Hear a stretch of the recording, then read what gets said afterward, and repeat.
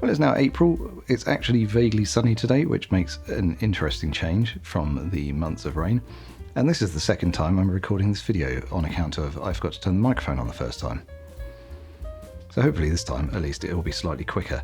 This is edition 3 of camera things and news that I found kind of interesting this past month, March. And there's been some interesting stuff this month, particularly in terms of cameras and lenses.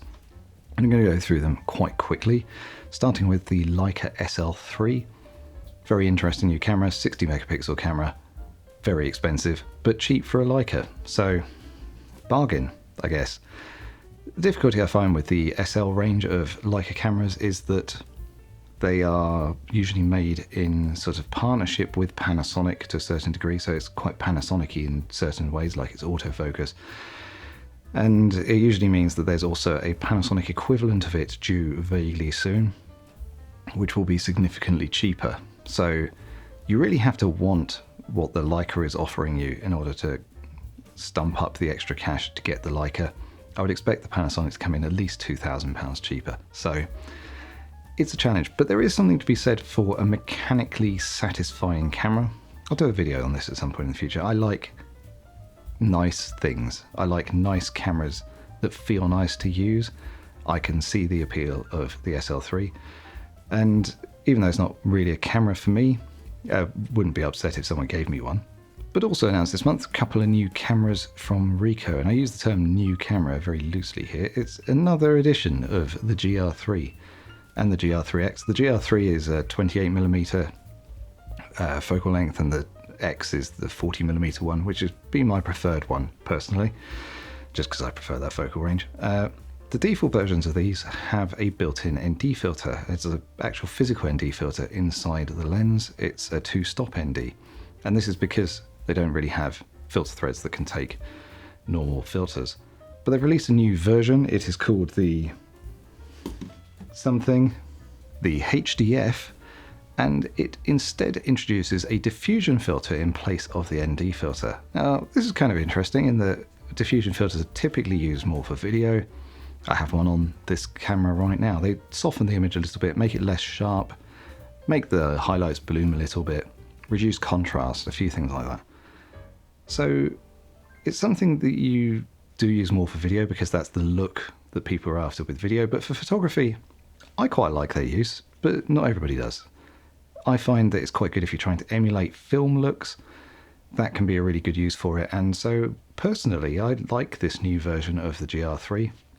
I could see myself going for that version. I don't have a huge amount of use for built-in ND filters on a photo camera.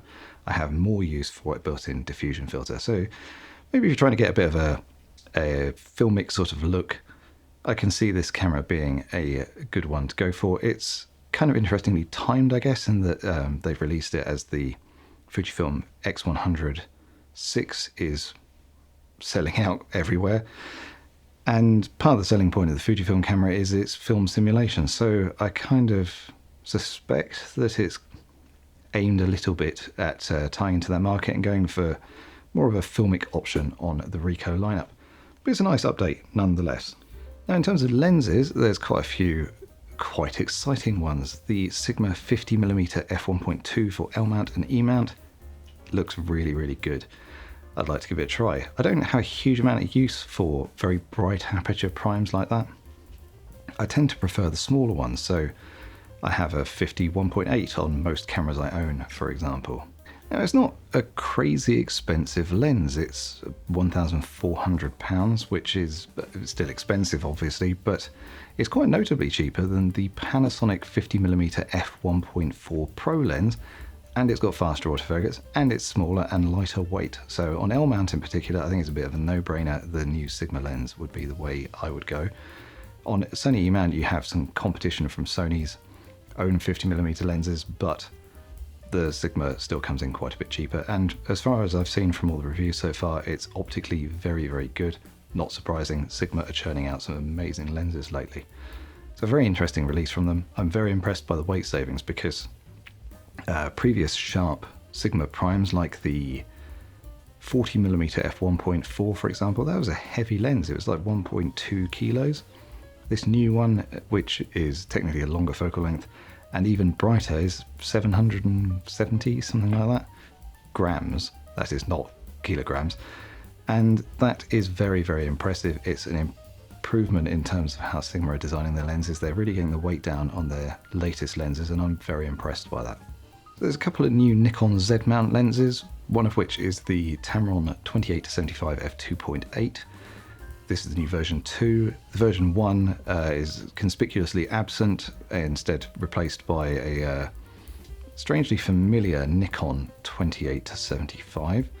But the new Tamron 28-75 version 2, released under the Tamron brand, is a much improved lens over the first version. It's fairly well placed in terms of price. It's not something I personally am interested in, just because, as I said in a previous video about the Tamron 35-150, I don't see the benefits of the 28-75 f2.8 over the 24-70 f4S lens for me personally, considering that it's like triple the price. So that's my sort of experience with it, but it will be a very good option in terms of the lenses, and I think it's certainly a better buy than the Nikon 24-70 f2.8, which is just a ridiculous amount of money. Far more interesting for me in terms of new Nikon Z lenses is the 28-400 f4 to f8. Very interesting lens. Optically seems to be quite good from the reviews that I've seen, especially impressive considering the focal range of it. Doesn't seem to be too huge. I don't like the fact that it's another Nikon lens that's missing a dedicated focus ring. They're falling back on the same design as the 24-70 f4S, where you use the function ring to be your manual focus ring. I don't love that. It doesn't feel right, and it's kind of in the wrong place in my opinion. But you know, your mileage may vary, and it's probably not a lens that you're going to manually focus all that often, so maybe it's not the end of the world, especially considering how otherwise convenient this lens appears to be. It has built-in image stabilization, finally, on a Nikon mid-range zoom. I don't know how to describe that. It's clearly a bit of an outlier going all the way to 400, but there are other lenses in that range, the 24-70 f4, the 28-75, the 24-120, the 24-70 f2.8. None of them have built-in image stabilization, which is frustrating because for a landscape lens, for somebody like me who doesn't like using a tripod, having built-in optical stabilization that pairs with the camera body is very beneficial, because you gain additional stops of image stabilization and you can shoot early morning blue hour landscapes entirely handheld. So why even bother hiking a tripod up a mountain? This lens finally has it. Huge improvement for me. Very interesting lens. Now, the only thing that would really hold me back, aside from the lack of a focus ring, is the price. It's quite expensive at £1,400, but it's a lot of lens for your money. I mean, it's even a shorter wildlife lens, albeit a little bit dark perhaps. That's very impressive. I mean, the other, or I guess competitor to it that was released lately was the Panasonic 28-200 f4 to 7.1, which is about £800 to £900, I can't remember exactly. And they've taken two very different approaches to the design of these lenses. The Nikon is double the length of the long end, which is very impressive, and not with a huge aperture increase. But the Panasonic has better close focusing, it's got higher magnification for macro, and it is tiny. It is extremely small and lightweight. I have played with that lens. I had a go at the photo and video show. Really, really nice lens. And which one you pick, I guess, will depend on which camera you use, to be honest. But for me, who has both platforms currently, it's a bit of a conundrum, I suppose. The Nikon would be very, very practical for all-day landscapes of every sort of focal length. But the Panasonic is so compact, and the Panasonic camera is notably smaller than the Z9. Perhaps I'd be more likely to carry it more often, because weight savings when it comes to hiking long distances, very beneficial. So the Nikon lens, albeit not heavy, is still quite heavy when paired with the Z9. But yeah, it's kind of an interesting comparison between the Nikon 28-400 and the Panasonic 28-200 in that they make different trade-offs Panasonic doesn't go to 400, but it's tiny and weighs effectively nothing. Whereas the Nikon seems to be optically slightly better, but it is bigger. It's not notably heavier, but size does come into things when you're out hiking, and all the Nikon cameras are in general quite a bit heavier than things like the S5 II anyway. So which one turns out to be the better travel lens, I don't really know.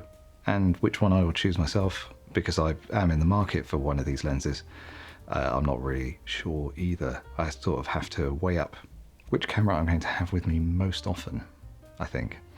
But that's it in terms of lenses. Now for photo news this month, there's a couple of interesting things. Firstly, Canon are once again saying that they're talking to third-party manufacturers about having other lenses on the RF mount. I'll believe it when I see it. I think we're getting closer. I think Canon have fleshed out their own lens lineup enough that they aren't worried about people skipping all of their lenses now. Their lenses are optically very nice and mechanically very nicely designed. They've got some really compact and interesting designs, but they are expensive, and I think Canon probably understands that now, in that they have always been a manufacturer that appeals to the majority of people because they tended to make very affordable but well-spec'd cameras. And right now they do that. They do still make a good range of cameras, far bigger than most of the other manufacturers, but at the same time their lenses are either really quite low end or very high end, and there is a lack of lenses in the middle. So having manufacturers like Sigma in particular on their lens mount would be a huge boon to people on the Canon system, and I hope they do go ahead with it. But bigger photo news this month was Nikon buying Red. So Red make cinema cameras. They made a bit of a name for themselves about 10 years ago or so when they were putting out very advanced cameras for the time. But they've never made huge inroads into the cinema camera industry, which is still dominated by the big companies like Arri. And because of that, I think they sort of saw the benefits of merging with a larger company. So Nikon don't have a video division, which is unlike the other manufacturers. Sony, Panasonic and Canon all have video divisions. And it's an interesting change for Nikon because the one thing they're really lacking is video lenses on the Z mount. So presuming that we see a new Red camera featuring the Z mount, or perhaps we just see everything branded as Nikon and they get merged, but still I'm assuming with a Z mount, then hopefully we'll get some new video-centric lenses on the Nikon system, because a lot of things like their sort of more affordable primes at the moment aren't very well suited to it, although the autofocus is quite smooth. Things like the 85mm f1.8s, which I own, is quite loud when autofocusing, which is unideal, and it's quite obvious in comparison with, say, the Panasonic system, where the autofocus is smooth and quiet. A couple of interesting things to come out of this is, firstly, that Nikon now own the patent that was blocking everybody from releasing compressed in-camera raw video, because Red were granted this quite a long time ago. They shouldn't have been granted it. It was too general a patent and it should never have been granted. But they've been using it to sort of block other companies in the camera industry from implementing that technology. Nikon did it anyway and then just took them to court. And I'm kind of guessing that the Red acquisition is part of an agreement that came out of that. That is kind of interesting. One other aspect of it that's just funny more than anything else is that Red owned a license for the Canon EF lens mount. So now I guess technically Nikon do. I don't think we'll see anything out of that, but it's kind of humorous if nothing else. And finally, software and firmware updates. So in terms of software, there has been a bug fix release for Dxo PureRAW version 4, which is really nice. It fixes a few of the little quirks that I found in the review version. Really nice to see quite a speedy update to that after the release. There's also some updates to Topaz. I don't have the latest version, but I did look through the notes. They've rewritten a lot of how the UI works, and it seems to be more extendable, I guess, for the future, which is a nice thing to do. It's always good to see companies taking a bit of time to make things easier for themselves going forwards, because Otherwise you end up with a lot of legacy code and it just slows everything down long term. So a nice update to see from them. And finally, firmware updates. First off, Nikon released the Z9 version 5 firmware. It's actually a much bigger update than I thought it would be. Yes, there's no huge new features for me, but they fixed one of the most frustrating things about the Z9, which was that photo and video settings were linked together. I don't know why camera manufacturers have stuck with this for so long. It's an amazing change to have gotten rid of that.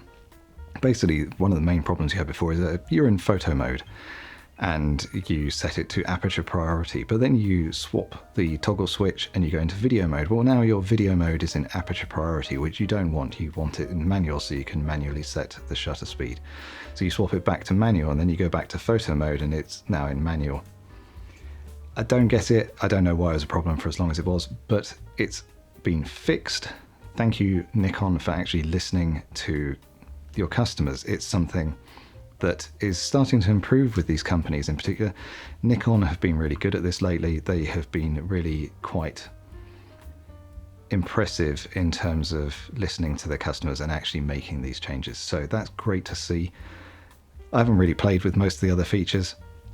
It was missing a few things that I thought might appear in this firmware version, like the new monochrome profiles, but I'm assuming they'll still crop up at some point. And that fix alone was enough to warrant the update for me. But the other big firmware update this month has been from Sony. Sony have thankfully taken a leaf out of Nikon's book. I'm guessing that the pressure is starting to get to them a little bit from other companies actually performing updates to their cameras, and Sony have released a huge quality of life improvement for a bunch of their slightly older cameras, so things like the A1 and the A7S3, which are very expensive cameras, and they were left behind with all of the new cameras that have come out. They've introduced loads of new features, new menu systems, all these sorts of things, and the older cameras that people have invested a lot of money into just weren't getting updated. I mean, it was kind of ridiculous to have new consumer level cameras coming out, like their new vlogging cameras that had features that their flagship do everything action/video powerhouse camera couldn't do. That was astonishing to me. It's really nice to see that they have finally made that change, albeit a bit late. I mean, it feels like they were quite pressured into this, I guess, by their customers. But on the other side, it's nice to see that they've done it and that they're taking that criticism on board and trying to make that change. I think, considering how aware Sony is of the creator market, it's very much how they're advertising themselves these days. I don't think they can really afford to have all of the people who use their cameras on YouTube, for example, criticizing their firmware update process. So nice to see, and I'm pleased for the Sony users that they finally get some nice updates to their expensive cameras. And that's it for the March photo news roundup thing. Thank you very much for watching. If I've missed anything, or if there's anything you'd like to see me address in future versions of these videos, please do put it down in the comments below. I'd be really interested in seeing the things that you're excited about from this month, and I'll see you next time, I guess. Thanks again.